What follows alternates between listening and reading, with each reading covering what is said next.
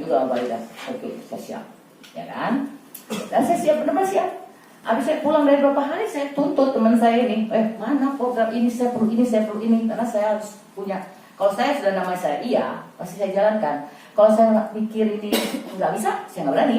Gitu.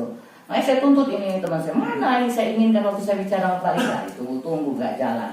Saya tunjuklah teman saya yang lain. Tolong urusin ini. Ya kan? Jadi bukan saya. Penting itu fasilitas, lokasi. Ini mempengaruhi sekali pekerjaan saya. Dan saya pun bilang, saya harus menyusun kabinet yang sama ya kan sama saya. Kalau memang ini cepat. Tapi kalau ini lambat cepatnya tergantung tim dan tergantung yang sesuai apa yang saya bicarakan. Kalau saya bicara tadi kan nggak muluk-muluk, benar nggak Bapak Ibu ya?